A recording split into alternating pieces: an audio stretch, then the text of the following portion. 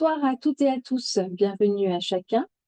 On se retrouve pour notre cours Foi du Royaume de Colline Urquhart. Nous sommes le 17 juin. Nous continuons ce soir le chapitre, le grand thème numéro 12, Vivre fidèlement. Précédemment, Anne-Laure nous a partagé le premier cours, Gardez vos yeux fixés sur Jésus. Puis Christophe, la semaine dernière, nous a parlé de la prière remplie de foi. C'était deux cours très riches, des révélations précieuses, alors je ne peux que vous encourager à les écouter ou les réécouter. Et maintenant, nous poursuivons avec le troisième cours de Vivre fidèlement, qui s'intitule Une vie remplie de joie. Le cours de Colline Urquhart nous emmène ce soir dans l'épître aux Philippiens. C'est une lettre écrite par l'apôtre Paul à l'église de Philippe. Alors ouvrons notre Bible et allons visiter les Philippiens au chapitre 4 principalement ce soir. Au chapitre 4, verset 4 de Philippiens, nous lisons: Réjouissez-vous toujours dans le Seigneur. Je le répète, réjouissez-vous. Combien de fois, mes amis, lisons-nous ces paroles ou chantons nous-mêmes ces paroles? Pourtant, bien trop souvent, notre langage, nos attitudes, nos actions sont bien loin de correspondre avec ces mots. Paul nous invite dans cette épître aux Philippiens à vivre notre foi dans la joie. Et rappelons-nous que Dieu a oint Jésus d'une huile de joie au-dessus de ses compagnons. Oui, c'est dans Hébreux 1, au verset 9, que nous lisons en parlant de Jésus: Dieu t'a oint d'une huile d'allégresse au-dessus de tes semblables. Quoi qu'il en soit, dans son humanité, Jésus était un homme rempli de joie. Ceci ne veut pas dire que Jésus ne savait pas ce que c'était que d'être affligé ou de pleurer, ou d'être émotionnellement impliqué dans des situations qui l'entouraient. Mais nul homme ne pouvait lui ravir sa joie. Et c'est ce que Dieu veut pour nous. Il veut que nous ayons la joie, mais pas n'importe quelle joie. La joie de nous savoir en Jésus. La joie d'être accepté par Dieu, d'être lavé et sanctifié. La joie de pouvoir vivre en lui, de pouvoir vivre dans sa victoire, de pouvoir vivre dans sa sainteté tous les jours de notre vie. Et ceci, mes amis, personne ne peut le détruire. Des difficultés peuvent surgir, bien sûr, ainsi que des épreuves, des tribulations, des oppositions et même des persécutions. Mais nul ne peut détruire le fait que nous vivons en Jésus-Christ. Et ça, c'est une très bonne nouvelle. Nous savons aussi que nul n'aurait pu ôter de Jésus cette certitude qu'il était un avec le Père. Le nombre de difficultés qui s'accumulaient sur lui importait peu. Jésus est même allé à la croix. Et il a souffert l'expérience de la séparation d'avec son Père, par amour pour nous. Quelle manifestation d'amour extraordinaire! C'est pourquoi Paul écrit aux Philippiens: Réjouissez-vous toujours dans le Seigneur. Et ce qui est le plus étonnant, le plus déconcertant, c'est que Paul a écrit ceci depuis une prison. Oui, Paul a écrit cette lettre aux Philippiens pendant qu'il était emprisonné à Rome. Et cependant, il se réjouissait. Mais comment pouvait-il se réjouir? Car le fait d'être en prison, la réalité très dure d'être en prison, ne pouvait lui ôter cette vérité que lui, Paul, était en Jésus. Allons maintenant au chapitre précédent de Philippiens. Lire ce que Paul a écrit du verset 7 jusqu'au 11e. Philippiens 3, 7 à 11. Mais ce qui était pour moi un gain, je l'ai considéré comme une perte à cause du Christ. Et même, je considère tout comme une perte à cause de l'excellence de la connaissance du Christ Jésus mon Seigneur. À cause de lui, j'ai accepté de tout perdre. Et je considère tout comme des ordures, afin de gagner Christ et d'être trouvé en lui. Non avec une justice qui serait la mienne et qui viendrait de la loi, mais avec la justice qui est obtenue par la foi en Christ. Une justice provenant de Dieu et fondée sur la foi. Mon but est de le connaître, lui, Jésus, ainsi que la puissance de sa résurrection et la communion de ses souffrances, en devenant conforme à lui dans sa mort, pour parvenir, si possible, à la résurrection d'entre les morts. Je suis allée voir dans la version Parole vivante, en Parole de vie de 2017, et j'ai trouvé 2-3 traductions qui étaient très intéressantes, qui nous permettaient de encore mieux comprendre ce passage. Lorsque Paul nous dit « J'ai cru gagner beaucoup à ces choses-là, du fait qu'avant, il pensait que la justice venait de la loi. J'ai cru gagner beaucoup avec ces choses-là, mais maintenant, à cause de Christ, je trouve que c'est une perte. Connaître le Christ Jésus, mon Sauveur, mon Seigneur, voilà le plus important. À mon avis, tout ce qu'on gagne, ce n'est rien à côté de cette connaissance. Pour lui, j'ai tout abandonné. Pour gagner le Christ et pour être uni à lui, je considère toutes ces choses-là comme des ordures. Je ne suis pas juste parce que j'obéis à la loi, et parce que je crois au Christ. C'est Dieu qui rend juste, il rend juste celui qui croit. La seule chose que je veux, c'est connaître le Christ et connaître la puissance qu'il a fait se lever de la mort. Je trouvais que c'était une version intéressante. Alors ici, Paul, il souligne le fait qu'il ne regarde pas du tout ni à lui-même, ni au monde, ni à la chair, ni à ses propres ressources. Paul veut dire que c'est uniquement à la puissance de la justice qui vient de Dieu. C'est la justice que nous recevons en mettant notre foi dans ce que Dieu a fait pour nous en Jésus. Il s'agit de cette justice qui vient du fait que nous sommes lavés, purifiés et sanctifiés dans le précieux sang de Jésus répandu sur la croix. Et oui, nous sommes lavés, purifiés, sanctifiés.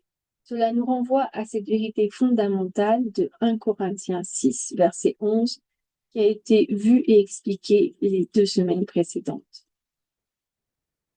Nous avons été lavés, nous avons été sanctifiés, nous avons été justifiés au nom du Seigneur Jésus et par l'Esprit de notre Dieu.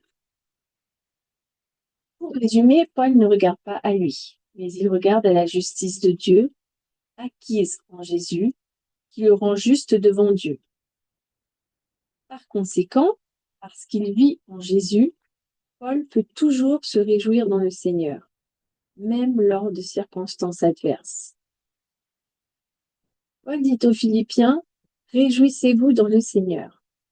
Et Colin Urquhart nous exhorte, nous, de la sorte, à détourner nos regards de nous-mêmes. Ayons les yeux fixés sur le Seigneur. Réalisons bien les affirmations suivantes qui sont puissantes. Nous vivons en Jésus-Christ.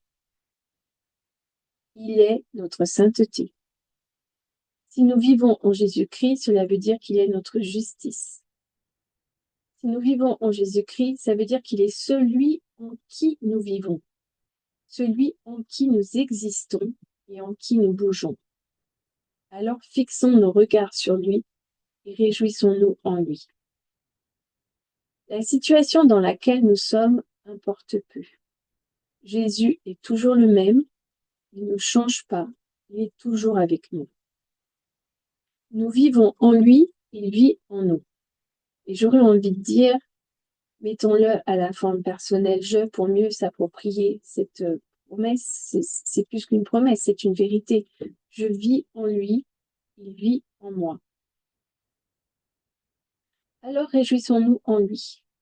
Soyons dans la joie, rendons-lui la gloire et l'honneur qui lui sont dus. Réjouissons-nous toujours en lui. Colin Urquhart insiste sur la révélation suivante.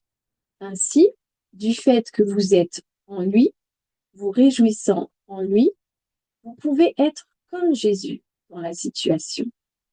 Vous n'avez plus à agir négativement avec cette incrédulité typiquement humaine. Vous avez toute la puissance et toutes les ressources de Jésus-Christ pour vous rendre capable de réagir, de croire et de penser comme Jésus-Christ. Au chapitre 4, verset 5 de l'Épître aux Philippiens, Paul poursuit. Que votre douceur soit connue de tous les hommes. Le Seigneur est proche. La douceur. La douceur, ce n'est pas la mollesse. Attention, la mollesse peut devenir péché. La douceur, au contraire, c'est souvent dire la vérité, mais avec la grâce, la douceur et l'amour qui lui permettront d'être reçus. Paul dit que votre douceur soit évidente pour tous. Alors, ne soyons pas durs et cassants.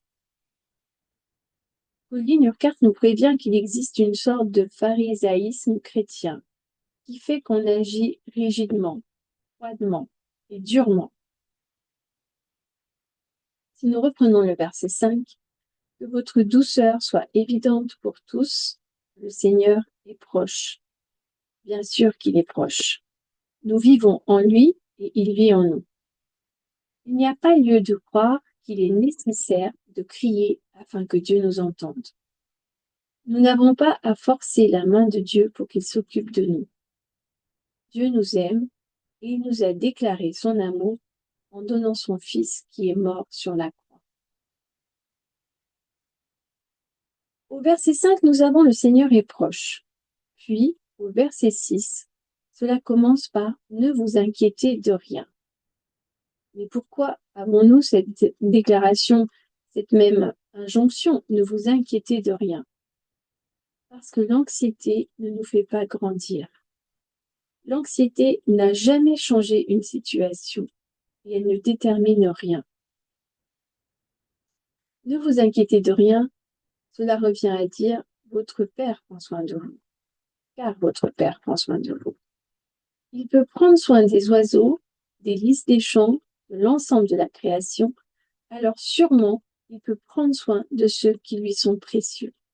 Il peut prendre soin de ceux qu'il rend semblables à lui.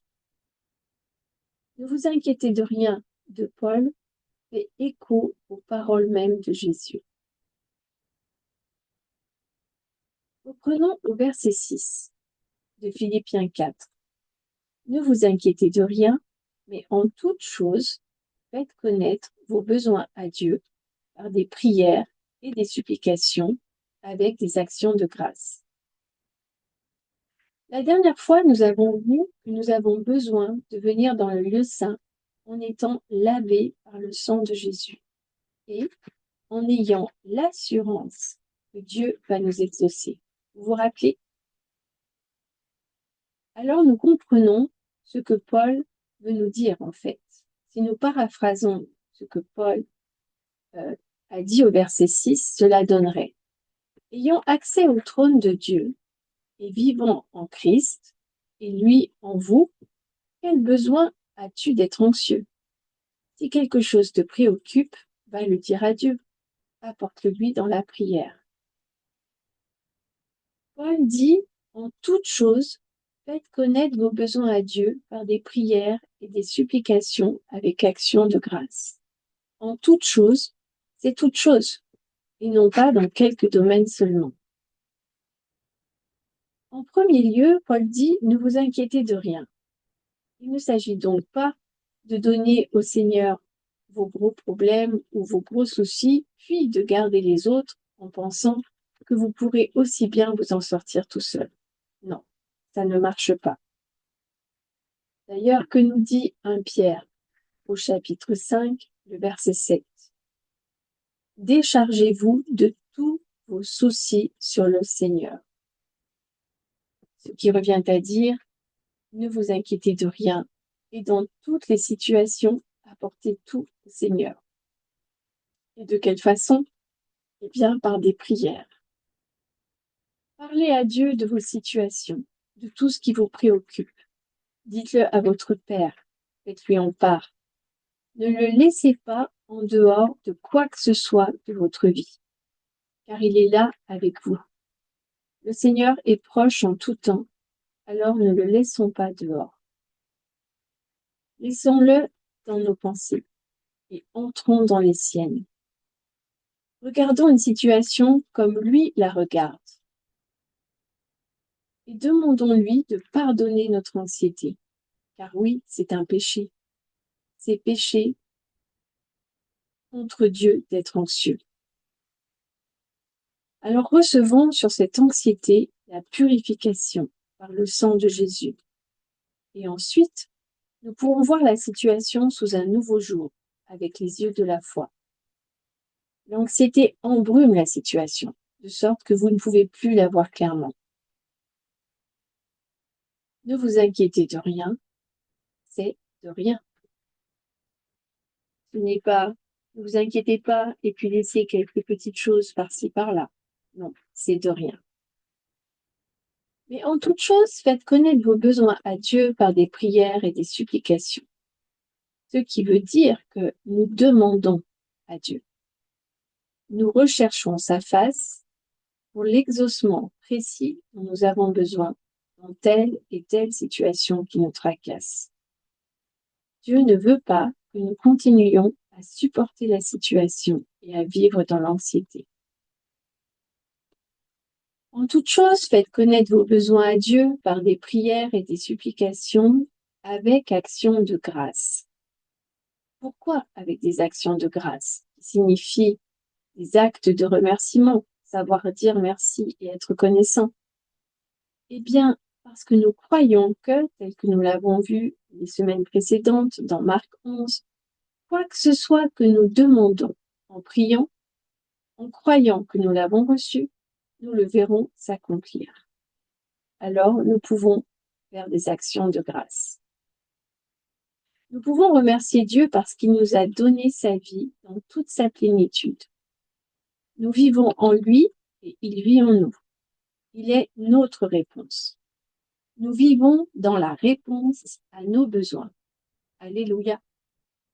Je pense qu'il est important de le relire, de le redire à un niveau personnel aussi. Et je vous invite à répéter à voix haute, après moi, des proclamations puissantes en se les appropriant. Je peux remercier Dieu parce qu'il m'a donné sa vie dans toute sa plénitude. Je vis en lui et il vit en moi. Il est ma réponse. Je vis dans la réponse à mes besoins. Dieu n'a rien à faire qui soit nouveau pour pourvoir à nos besoins. Il est notre réponse. Dieu est ma réponse. Dieu est ma réponse. Ce n'est pas une chose qui est notre réponse, mais c'est lui et nous vivons en lui. En toute chose, faites connaître vos besoins à Dieu par des prières et des supplications avec des actions de grâce et non par nos réclamations. Il n'est pas marqué dans le verset que nous faisons connaître nos besoins à Dieu par des réclamations. Nous n'avons rien à réclamer à Dieu. Nous lui demandons parce qu'il est notre Père et nous sommes ses enfants. Et nous le savons parce que nous vivons dans cette relation avec lui. Nous savons qu'il désire toujours nous exaucer de façon juste et bonne pour nous. Il ne va pas pourvoir de façon inconsidérée, mais il va pourvoir de sorte que nous puissions vivre à sa louange et à sa gloire. Et aussi, afin que nous puissions manifester au monde quel Père merveilleux et aimant nous avons. C'est pourquoi ces histoires de croire que Dieu n'exaucera que le strict minimum nécessaire sont complètement absurdes. En effet, que nous dit le verset 19 de Philippiens 4, Dieu exaucera tous vos besoins selon ses richesses, avec gloire en Jésus-Christ. Ainsi, en toute chose, faites connaître vos besoins à Dieu par des prières et des supplications avec des actions de grâce. Et quelle sera la réponse? Si vous vivez en Jésus, et si vous venez à lui, avec cette foi confiante dont nous avons déjà parlé, alors la paix de Dieu, qui surpasse toute intelligence, gardera vos cœurs et vos pensées en Jésus-Christ. Ça, c'est le verset 7 de Philippiens 4. Quelle merveilleuse promesse! Nous parlons souvent de la paix de Dieu qui surpasse toute intelligence. Mais regardons la promesse qui s'y attache. Cette paix gardera nos cœurs et nos pensées en Jésus-Christ. Alors, nous ne serons plus craintifs. Nous ne serons pas anxieux. Nous ne penserons pas que nous avons tout à faire pour résoudre nos problèmes. Non et non, Dieu ne veut pas de cela. La paix de Dieu. Comment est-ce possible de recevoir la paix de Dieu? Parce que, en étant venu à lui, vous vous êtes déchargé sur lui de votre anxiété. Vous avez remis entre ses mains la situation. Vous savez qu'il est votre tout, votre réponse, votre pourvoyeur, votre guérisseur, c'est-à-dire celui qui vous guérit. Vous savez que vous vivez dans sa grâce guérissante, vous vivez dans ses provisions. Vous savez que vous vivez dans sa vie, que vous vivez en lui et qu'il vit en vous. Vous n'avez à vous inquiéter de rien. Or, notre chair, nos réactions humaines aux situations, eh bien, notre chair voudra parfois se dresser contre ceci. Mais en aucun cas, nous n'avons à l'écouter. Plutôt, humilions-nous devant Dieu et laissons le Saint-Esprit vivifier la parole de vie, la parole de Dieu dans nos cœurs.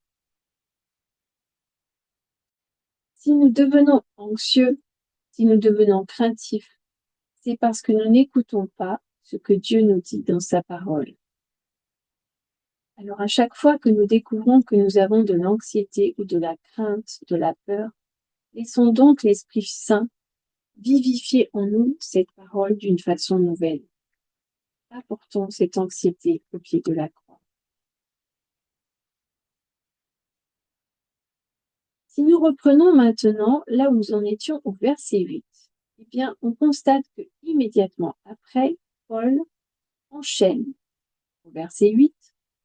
Au reste, frères, que tout ce qui est vrai, tout ce qui est honorable, tout ce qui est juste, tout ce qui est pur, tout ce qui est aimable, tout ce qui mérite l'approbation, ce qui est vertueux et digne de louange, soit l'objet de vos pensées.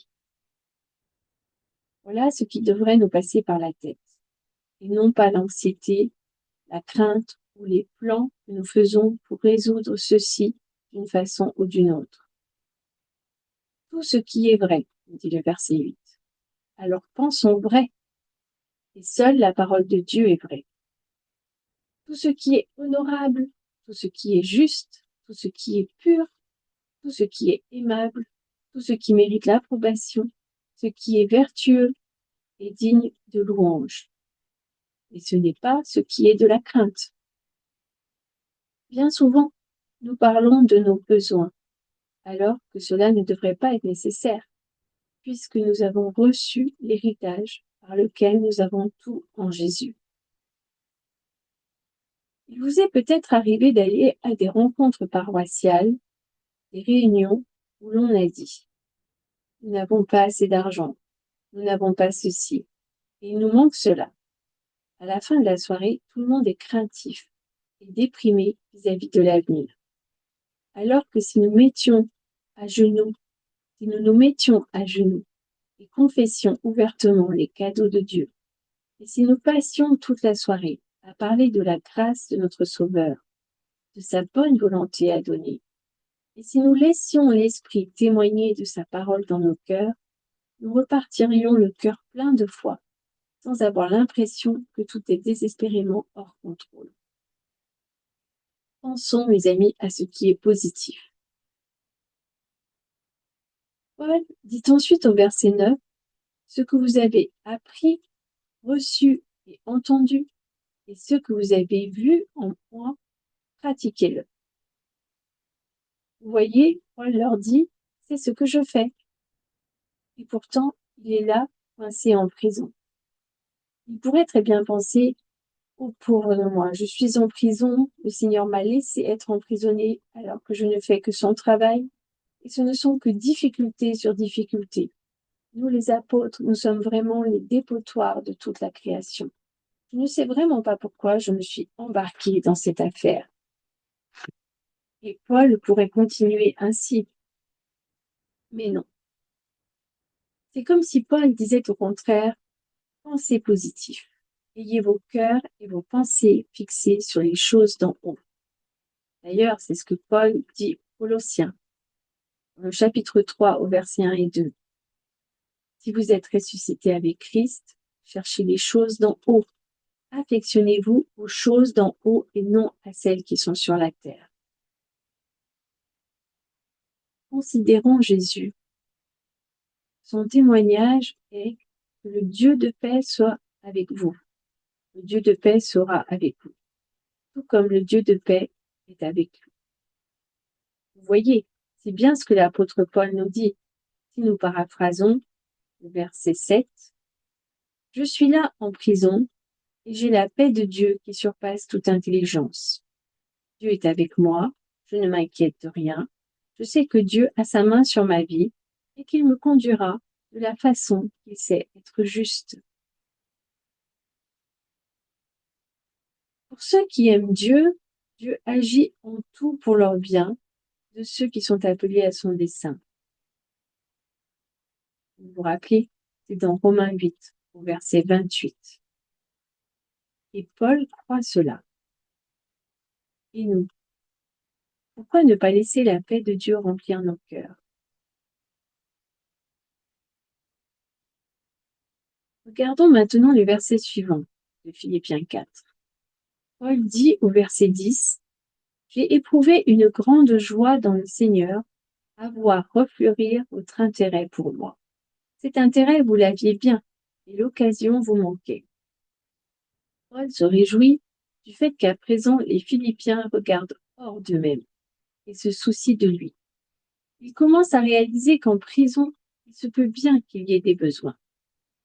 Et pourtant Paul dit, « Je ne dis pas cela en raison de mes besoins, car j'ai appris à me contenter de l'état où je me trouve. » Au verset 11. C'est comme si Paul leur disait, « Vous voyez, je ne me réjouis pas en moi-même du fait que vous vous souciez de moi. Vous avez besoin de vous préoccuper des autres, parce que vous avez besoin de regarder au-delà de vous-même. La réponse à mes besoins ne réside pas dans votre sollicitude, mais réside en Jésus. » Nous apprenons à être contents dans toutes les circonstances, car nous vivons en lui et il vit en nous. De plus, tel que nous l'affirme la parole, rien ne peut me séparer de lui. Rien dans toute la création ne pourra me séparer de l'amour de Dieu. Il est le verset, vous vous rappelez, il est le verset qui nous affirme que rien ne peut nous séparer de l'amour de Dieu. Eh bien, c'est dans Romains 8, versets 38 et 39. « Car j'ai l'assurance que ni la mort, ni la vie, ni les anges, ni les dominations, ni les choses présentes, ni les choses à venir, ni les puissances, ni la hauteur, ni la profondeur, ni aucune autre créature ne pourra nous séparer de l'amour de Dieu manifesté en Jésus-Christ notre Sauveur. » Continuons avec ce que Paul nous dit au verset 12 et 13. « Je sais vivre dans l'humiliation et je sais vivre dans l'abondance.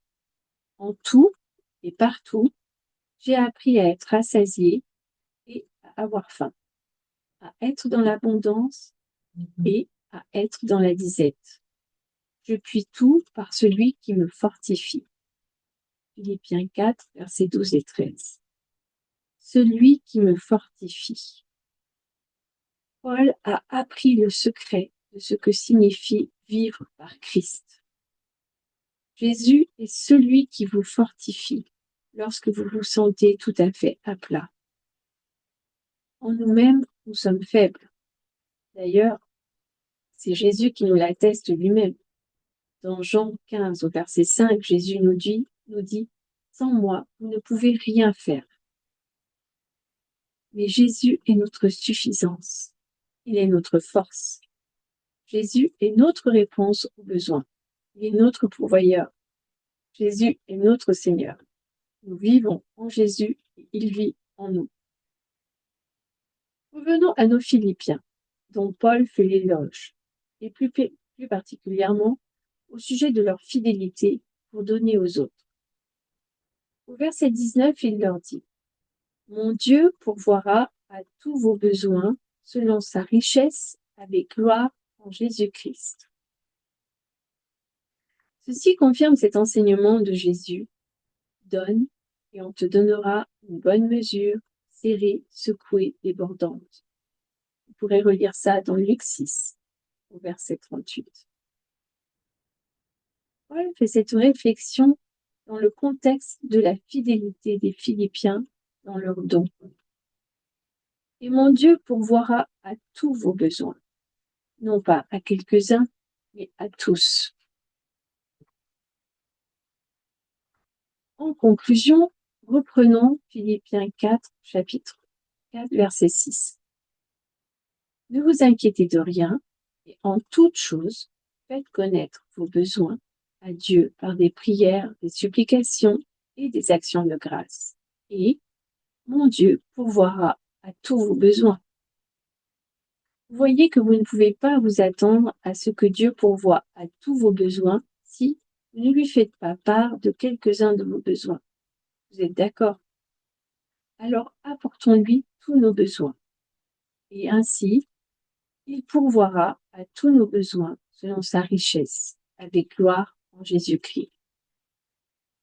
Et même s'il paraît que, pour un temps, nous sommes comme Paul, dans une position de besoin, alors tout comme lui, nous pouvons être dans le contentement, parce que nous savons que la paix de Dieu est sur nous. Nous avons fini cette partie du cours. Pour venir à la partie des questions, il ne s'agit pas vraiment de questions, mais c'est plus un résumé des points importants qui ont été vus dans ce cours numéro 3, une vie remplie de joie. C'est comme un sommaire qui nous annonce les 4 grands points importants que nous pouvons retrouver dans ce cours. Je vais vous redonner les grands points pour se permettre de se rappeler les éléments importants que nous venons de partager. Premier point, même en prison, Paul exprime sa joie dans le Seigneur. Donc ça, c'est le verset 4 de Philippiens 4. Deuxième point, Jésus était connu pour son onction de joie, avec la référence de Hébreux 1, verset 9. Troisième point, le passé est sans valeur, ainsi que les circonstances présentes. Et vous pourrez relire ça dans les versets 7 à 11 de Philippiens 3. Et le 4 et dernier important point, ce sont les qualités de la vie de Jésus que nous avons partagées ce soir. C'est dans les versets 4 jusqu'à 20 de Philippiens 4. Nous avons vu au verset 5 vivre avec la douceur de Jésus, ni mollesse ni dureté. Au verset 6, vivre sans anxiété. D'ailleurs, à ce sujet, on peut aller lire Matthieu 6, versets 25 à 34, qui nous explique que nous n'avons aucune crainte à avoir en Dieu qui pourvoit à nos besoins. Verset 6 à nouveau, une vie de prière, de supplication et d'action de grâce. Verset 7, une vie de paix qui garde notre cœur et nos pensées. Verset 8, vivre avec des pensées renouvelées. Verset 9, une vie qui met la foi en action. Versets 10 et 13, vivre dans la joie des bénédictions de Dieu. Et versets 14 à 19, fidèle pour donner, fidèle pour recevoir. Ça, c'était les qualités de vie, de la vie de Jésus. Et puis, quelques petites questions que je vous lis si vous voulez réfléchir chez vous à la maison, en relisant, en reméditant sur ce cours.